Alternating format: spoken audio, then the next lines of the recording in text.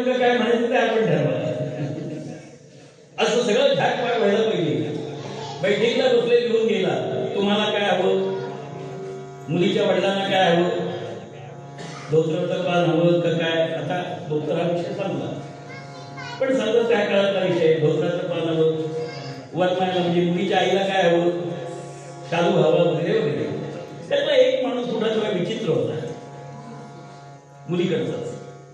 त्याला ह्यांनी विचारलं, आता याच्याकडे द्यायलाच काही नाही, त्या माणसाच्या बाजूने यादी झाली. लक्षात घ्या, द्यायला काही भरपूर पैसे असते तर मागायला काही हरकत नाही, पण याच्याकडे द्यायला काहीच नाही. एक हातात तंबूर आहे, विणा आहे, बाकी काही नाही.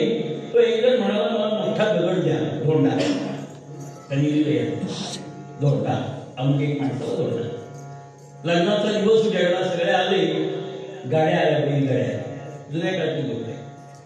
त्या बैलगाड्यातनं मुलीच्या घराच्या माणसाला काय द्यायचं होतं ते सगळं सामान लागलेलं होतं. मग हे धोत्राचं पान तुम्ही कोणाला द्यायचे ते सगळं आम्ही देतो वगैरे वगैरे सुरू झालं. शेवटच्या गाडीमध्ये एक मोठा धोंडा होता.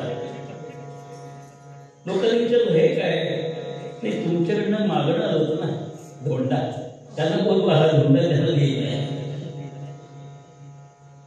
काय अवस्था आहे, आम्ही परमेश्वराकडे काय मागायला गेलो, धोंडा. देवा माझ्या शत्रूचं वाटलं होऊन दे, धोंडा. बरोबर आहे ना. काय म्हणतो तुम्ही, ते नरसिंह मेहता लिहितात, वैष्णव जन तो तेणे करिये, वैष्णव जन तो तेणे करिये, पीड पराई जाई रे, वैष्णव जन तो.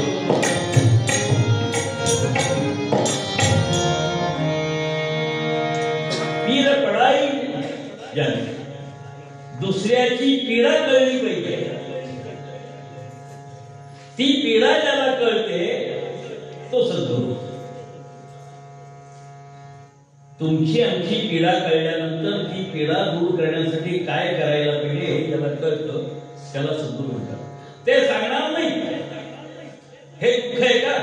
डॉक्टरकडे गेल्यानंतर डॉक्टर विचारतो, मला प्रश्न पडतो नेहमी, आपण डॉक्टरकडे कशासाठी जातो, आपल्याला काही कळत नाही म्हणून जातो. डॉक्टर विचारतो, तुम्हाला काय होत आहे, विचारतो कधी. मग आपण सांगतो, नाही डॉक्टर तुला खोकला आलाय, पोटात जरा किती गडबड झाल्यासारखं वाटतंय, असं ना. बरं, मग तो स्टेथोस्कोप लावून बघणार, ठोके किती पडतायत, कमी जास्त पडतायत का. काही वेळेला तसं नुसतं विचारणार आणि मग सांगणार, नाही औषध काय मला काय होतं हे जर मला कळत असेल तर मला डॉक्टरकडे जायची गरज आहे का. तरी आम्ही जातो का नाही. दुसरं उदाहरण सांगू, आपण हल्ली केस कापायला जातो. हल्ली सगळे जातात असं नाही, पण हल्ली मुलं केस वाढवतात, पुढचं बोलत नाही, आपण समजून घ्या. आणि मग तिथे गेल्यानंतर तो आपल्याला विचारतो, साहेब केस कसे कापू. मी कसा दिसेल केस कापल्यावर मी ठरवलं, त्याने ठरवायचं, कोणी ठरवायचं. मी भगवंताकडे गेल्यानंतर मी कसा दिसायला पाहिजे हे त्यांनी ठरवायचं का मी ठरवायचं. मी सद्गुरूकडे गेल्यानंतर मी कसा असायला पाहिजे हे सद्गुरूंनी ठरवायचं का मी ठरवायचं. आम्ही विचारच करत नाही. आम्ही सद्गुरूंना सांगतो, परमेश्वराला सांगतो, देवा मला हे हवाय. बरोबर आहे ना. देवा मला हे हवाय, त्याला कळत नाही तुम्हाला काय हवंय ते. सद्गुरूंना कळत नाही तुम्हाला काय हवंय ते. मग सांगावं कशाला लागतंय, मागावं कशाला लागतंय. तुकाराम महाराजांना परमेश्वराने विचारलं, तुला काय हवंय. ते म्हणाले, मला मनुष्य रूपात तुझ्या जन्माला घाल, पण तुझी भक्ती करण्याचं सामर्थ्य दे, मला तुझा भक्त व्हायचंय. आम्ही काय मागितलं असतं. एक जखड म्हातारी होती, मुलबाळ नसलेली. अर्ध्यापेक्षा जास्त गोऱ्या गेल्या होत्या. तिने सांगितलं माझ्या नातवाला 10,000 वर्ष राजा झालेला पाहू दे. मागणं नाही, म्हणजे आधी विमानतळ व्हायला पाहिजे, तिचा विवाह व्हायला पाहिजे, तिला मुलगा व्हायला पाहिजे, त्याला पुन्हा मुलगा व्हायला पाहिजे, आणि तो नातू 10,000 वर्ष टिकला पाहिजे, आणि तोपर्यंत ही टुणटुणीत असं पाहिजे. काय मागणं आम्ही तसंच मागतो का नाही? पूजा सांगायला ब्राह्मण येतात ना आपल्याकडे, येत असले तर, कारण हल्ली पूजा कोणी सांगतो यशन देई विशन देई किंवा सुरुवात मम आत्मा सुती सुती प्राणांचं फलप्राप्त्यर्थम इदं अस्माकं विपदशतशतसहितं हे आयु आयु काय काय मागितलंय. दक्षिणा किती? एवढी दक्षिणा कशा घेतो? तुम्ही मागणं काय काय मागितलंय? बाजारातून चहा घेता तर 20 रुपये घालवावे लागतात ना. फुकट पाणी जेव्हा दिलेलं असतं तर विकतचं पाणी घेतो आणि ते पितो ना, त्या एका बाटलीत भागतं का आमचं? मग एवढं सगळं देवाकडे मागतो, त्याला नको का दक्षिणा द्यायला? गमतीचा भाग सोडून द्या. हे सगळं घडतंय कारण त्या सद्गुरूंचे पाय आमच्या हृदयात नाही. नामाचा गजर आम्ही करत नाही. तो नामाचा गजर अखंडपणे करायला पाहिजे. संत नरहरी म्हणतात माझ्या हृदयामध्ये अखंड नामस्मरण आहे, आणि ते अखंड नामस्मरण असल्यामुळेच केवळ मला कुठलीही गरज नाही. व्यवसायाने स्वतःचा व्यवसाय करत होते. आता आपण सगळे त्या समाजावर आरोप करतो का नाही? थोडं तरी काढून घेणार. नरहरी समाज त्यांच्या अभंगातच म्हणतात देवा तुझा मी सोनार, देवा तुझा मी सोनार, तुझे नामाचा व्यवहार, नामाचा व्यवहार, नामाचा व्यवहार,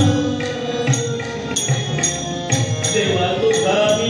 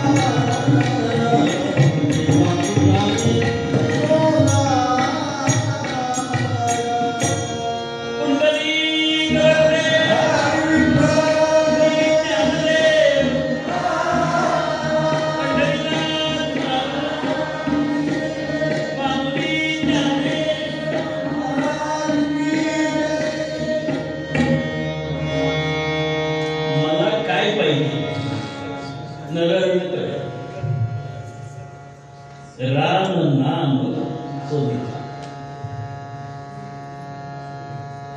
आज काय मला भाग्याचा दिवस आहे, कारण ते तुझेच नाही.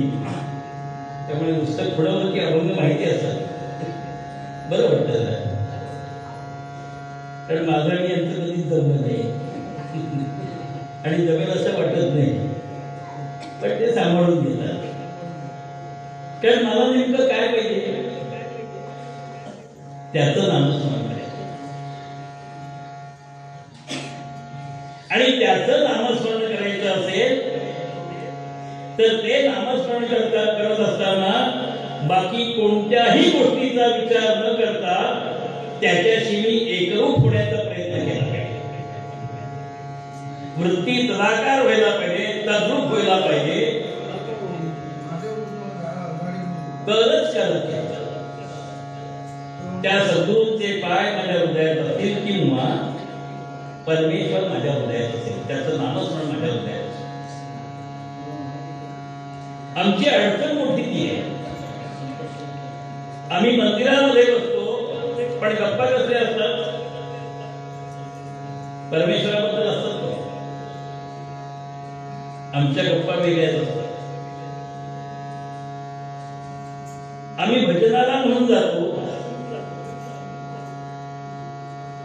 भजन करतात ते करणारे असतात, ते आम्ही बाजूला बसतो ऐकत असतो, एकीकडे गप्पा चालू असतात.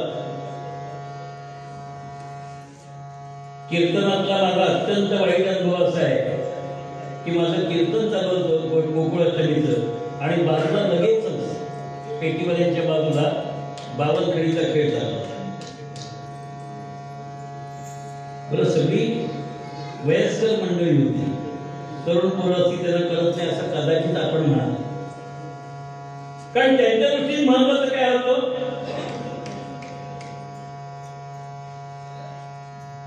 कीर्तन काय उपयोगाचं हो. अलीकडची तरुण मुलं सुदैवाने इथे दिसत नाहीये, बरं आहे, कारण त्यांना इथे आणायचं कोणी. आपण आपल्या मुलाबाळांना सगळीकडे घेऊन जाता का नाही, हॉटेलमध्ये, सिनेमाला, नाटकाला, तमाशाला, सगळीकडे नेता का नाही. पण कीर्तनाला चल तुला बसलंच पाहिजे असं एकदा तरी आग्रह धरलं का. उलट काय सांगितलं त्याला, अरे तुला झोप येईल दिले घरी जा सांगितलं ना, मग तो कसं या मार्गाकडे वळेल, जबाबदार कोण, तुमचा आमचा सगळ्यांचा पहिला गुरु कोण, माता. माता गुरु, पिता गुरु, आचार्य गुरु आणि मग आध्यात्मिक गुरु. घरामध्ये गुरु म्हणायला आई नाहीच आहे, वडील कोणत्या अवस्थेत कुठे माहीत नाही. आचार्यांच्या म्हणजे शिक्षकांच्या बाबतीत न बोललेलं बरं. माफ करा, इथे शिक्षक असतील, मीही एकेकाळी शिक्षक म्हणून काम केलंय, पण खरं तर शाळा कॉलेजमध्ये शिकवलं जातं का, हिंमत असली तर दाखवून द्यायला म्हणून आम्ही हे शिकवतो. 35 वर्ष शिक्षकी पेशात काम केलेला माणूस आहे, पण मी आजही विचारतोय, त्यावेळेलाही विचारत होतो. आम्ही फक्त माहिती आणि माहिती मुलांना सांगतो. समोर पुस्तक असतं, त्या पुस्तकातलं काय असेल ते बोलायचं असतं. पहिली तर दुसरी असताना एक कविता होती, सुखी सगळ्यांना ठेव देवराया, मागणे हे आमचे तुझ्या पाया, ठेव आई वडिलांचं तू विचार, छत्र त्यांचे नाही करणार. मी आधी सांगितलं तुमचं मला जगायचंच नाही.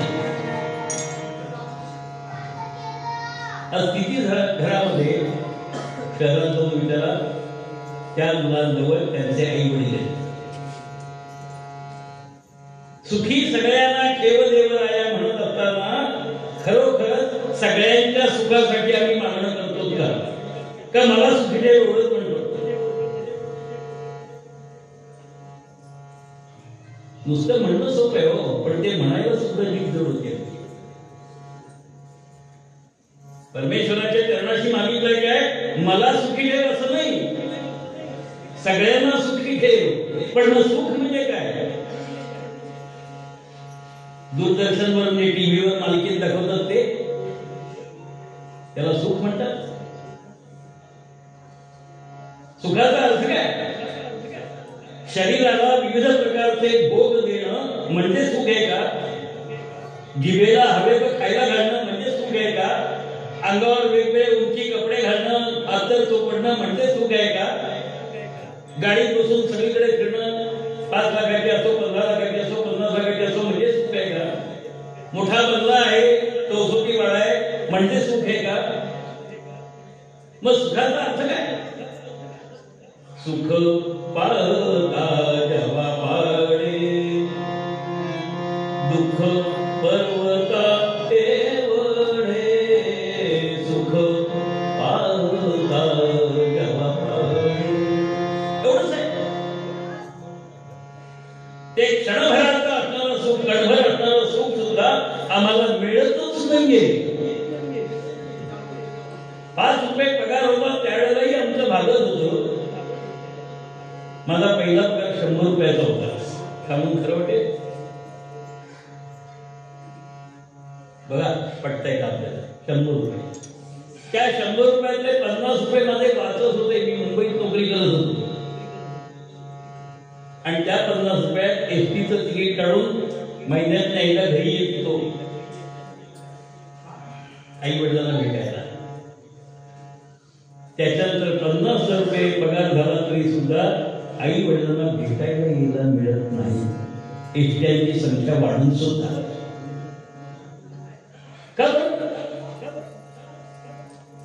पैसे नाही, प्रवासाची वाहन नाही असं नाहीये, पण इच्छाच नाहीये. हे माझे आहे, मी त्यांचं आहे, अशा प्रकारची इच्छाच नाही झाली.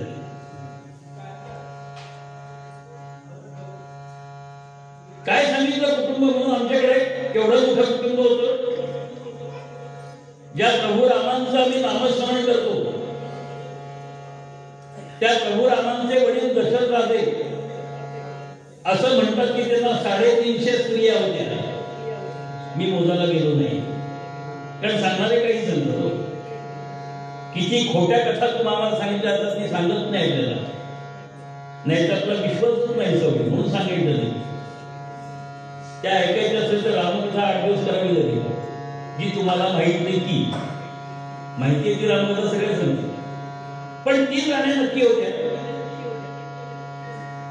कौसल्या, सुमित्रा आणि कैकेयी. त्यांना मुलं झाली, एकूण मुलं 4. किती संख्या झाली घरातली? हे 4 राजकुमार, त्यांच्या 3 माता आणि 1 पिता, 8 झाली. त्यांचे विवाह झाले. घरात माणसांची संख्या किती आली? अधिक 4 म्हणजे 12. त्या प्रत्येकाला 2-2 मुलं होती. काढून बघा म्हणजे 8 मुलं, पण सगळी एकत्र राहत होती ना. आज आमच्या त्या फ्लॅटमध्ये घटनेने कुटुंबाची व्याख्या केली. काय केली माहितीये? घटनेने व्याख्या करता म्हटलं, मी, माझे आई वडील आणि माझी पत्नी म्हणजे कुटुंब, चौकोनी कुटुंब. त्याच्या पलीकडे कोणालाही स्थान नाही. 1957 साली या देशामध्ये फार मोठं नुकसान हिंदू समाजाचं झालं. कळलं आम्हाला? कुटुंब नियोजनाच्या खाली, नावाखाली.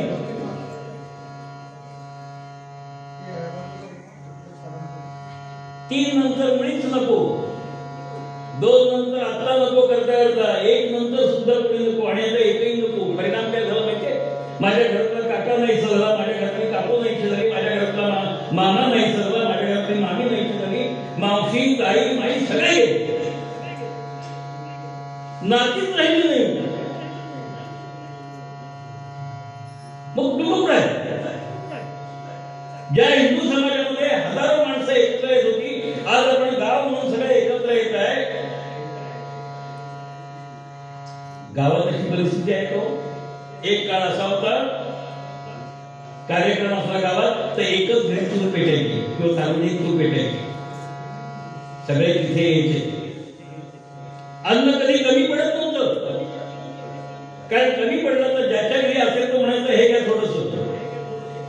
आज अवस्था काय? मला आल्यानंतर ज्यांच्याकडे मी आलोय, ज्यांच्या बोलवण्यामुळे मी आलोय, त्यांच्याकडे सहज बसता बसता मला ते म्हणाले आम्ही चौघे भाऊ एकत्र आहोत आणि उत्सवाच्या वेळेला एकत्र येतो. मला खूप आनंद झाला की उत्सवाच्या निमित्ताने सगळे भाऊ एकत्र येतात. केवढी मोठी गोष्ट आहे. आमच्याकडे उत्सवाच्या वेळेला सुद्धा लोक यायला तयार नसतात. कारण काय? रजा मिळत नाही हो. बाकी दुनियेवर फिरायला रजा मिळते, पण उत्सवाला यायला रजा मिळत नाही. आणि हे चित्र मला वेगळं दिसलं, म्हणून त्यांचे आभार मानायला पाहिजे की मला अशा घरात तुम्ही बोलवलंय की चारही भाऊ उत्सवासाठी एकत्र येतात. एरवी येत असणार ना, कारण उत्सवात काम जास्त पडतं आणि तरी सुद्धा सर्व मंडळी एकत्र येतात. याला कुटुंब म्हणतात. याला आम्ही सगळे एक आहोत असं म्हणतात. आणि कुटुंबाचा समाज होतो, समाजाचं राष्ट्र बनतं. त्या राष्ट्राचे आम्ही पाहिजे. पण आम्हाला आमच्या सद्गुरूंनी सांगायला पाहिजे ना की आपण अशा एका मोठ्या देशाचे नागरिक आहोत की ज्या देशामध्ये सर्वसामान्य माणसाला जर मध्ये एकत्र येतच होता, तो उपाशी राहणारा माणूस असेल तर त्याला बोलावलं जायचं, अतिथी म्हणून त्याची पूजा केली जायची, त्याला खायला प्यायला दिलं जायचं. कोणी उपाशी राहत नव्हता. पूर्वी श्रावण महिन्यामध्ये मंदिरामध्ये कहाण्या होत असत. आपल्या मंदिरात कहाणी होत होती कधी मला माहित नाही. होत असेल तर मी तुम्हाला स्मरण करून देतो. होत नसेल तर कहाणीचं पुस्तक घेऊन वाचा आणि त्यातली पहिली कहाणी वाचा. कहाणीमध्ये आम्ही म्हणतो आठ पाट नगर होतं. आठपाट नव्हे, औटपट नगर होतं. तिथे एक राजा होता. त्या राजाने दवंडी पिटवली. कसली? करारे हाकारे पिटारे डांगोरे, नगरात कोणी उपाशी आहे का? माझ्या गावामध्ये कोणी उपाशी राहता कामा नये, ही त्याची जबाबदारी आहे. आज आमच्या गावचे पुढारी, नगरसेवक असतील किंवा सरपंच असतील, अशी दवंडी पिटवतो आपण तरी ऐकतो आहे का? पुढे ते आले की आपण धावत धावतो, त्यांच्यासाठी खायला प्यायला आणतो. पण त्यांनी खायला सुरुवात करण्यापूर्वी कधी तुम्हाला विचारलं तो तुम्ही घेतलं का म्हणून? तरी ते राहिले. तरी आम्ही अमके की जय म्हणायचो, तमके की जय म्हणायचो. काय सांग हे आम्हाला कोणी समजावून सांगायचं? ज्यांनी हे समजावून सांगायचं असतं त्यांना सद्गुरू म्हणतात असं वाटलं पाहिजे. आम्ही श्रीकृष्णाच्या कथा ऐकतो नुसत्या हो. काय कथा ऐकतो? वनामध्ये जात असत, सगळे एकत्र बसत असत. वनी खेळती बाळते बल्लभाचे. एकत्र बसले, सगळ्यांचं ते जेवण एकत्र आणलं आणि मग सगळ्यांनी मिळून वाटून खाल्लं. शाळेतल्या मुलांच्या घेऊन ट्रीप जातात, बरोबर आहे ना? सर चुकत असं तर मला सांगा. ती ट्रीप मध्ये गेलेली जी काही 50 मुलं असतील ती एकत्र बसले, सगळ्यांनी आपल्या डाबा समोर ठेवलाय आणि मग सगळ्यांनी एका वेळेला जेवायला सुरुवात केली. अशी एक ट्रीप आपण पाहिली तर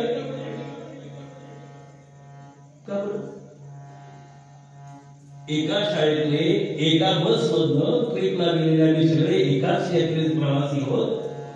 पण आम्हाला त्या ट्रीपच्या काळात एक दिवस सुद्धा एकत्र बसून खायची सवय नाही. माझ्या आयुष्यातला एक वाद सांगतो आणि पूर्वरंग सांगतो. मी सज्जनगडावर शिबिर घेत होतो. शिबिरामध्ये पालकांना बजावून सांगितलेलं होतं, कोणीही मुलांसाठी काही आणायचं नाही. सांगितलं पालकांचं शिबिर. आज समजा पालक येणार आहे, उद्या पालकांचं शिबिर असेल, दुसऱ्या दिवशी मुलं आणि पालक जातील.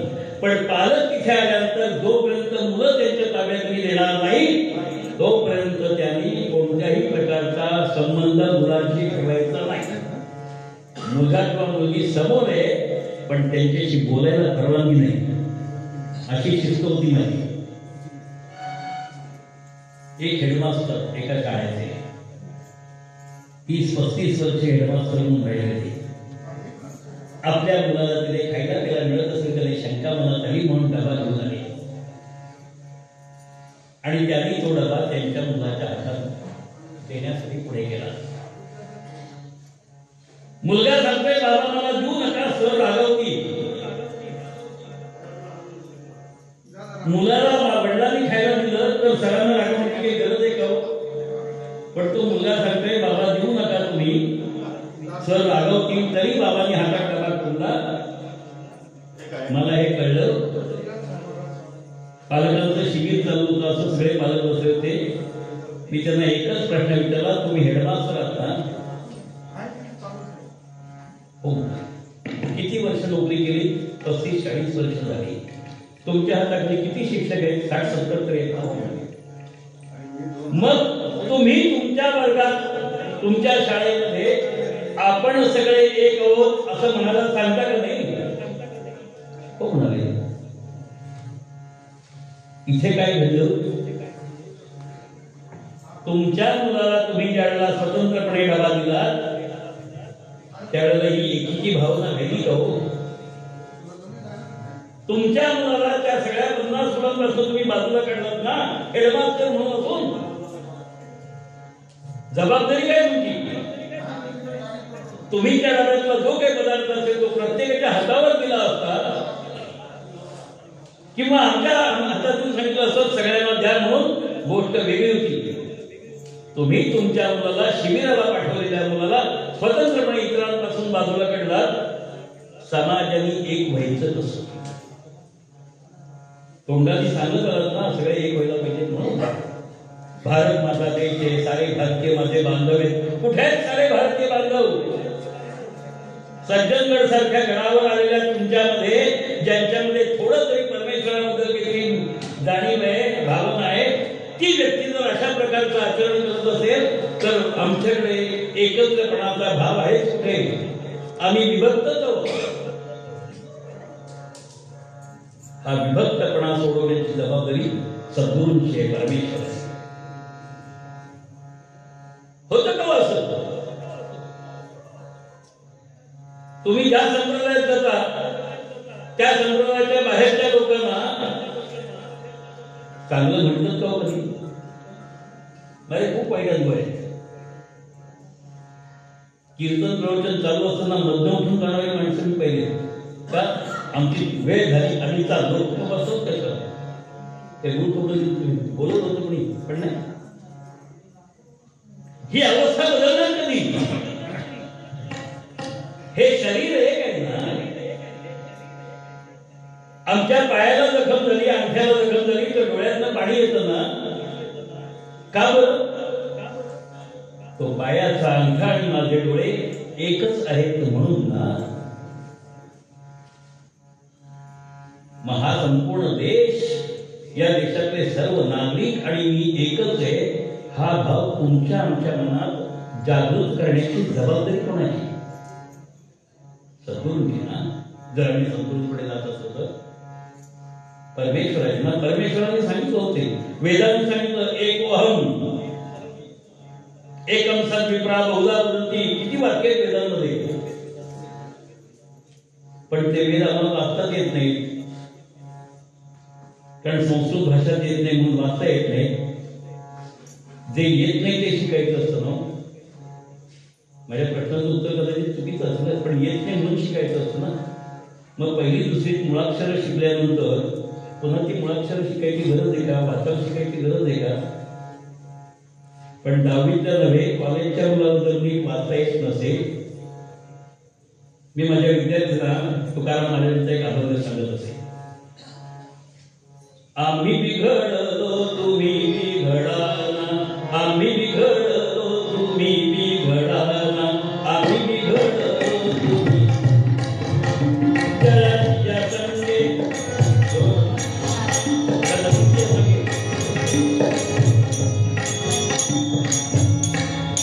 कसा उच्चारायचा शब्द? आम्ही बिघडलो असंच ना. आम्ही पण बिघडलो, तुम्ही पण बिघडा. म्हणजे काय करा, बरोबर ना. माझं लक्ष फार बारीक असतं आणि मी सोडत नाही कोणाला. तेव्हा आम्ही बिघडलो, आम्ही बिघडलो परमेश्वराच्या दरबारात गेल्यानंतर आम्ही तसे घडलो, तसे तुम्ही घडावा म्हणून सद्गुरूंकडे जायचं असतं, म्हणून परमेश्वराच्या दरबारात जायचं असतं. म्हणून मूळ पद्यामध्ये आम्हाला सांगायला लागेल का हा देह नाशवंत आहे त्याचा विचार करू नका. बाकी सगळ्या नाशिवंत देह मनाचा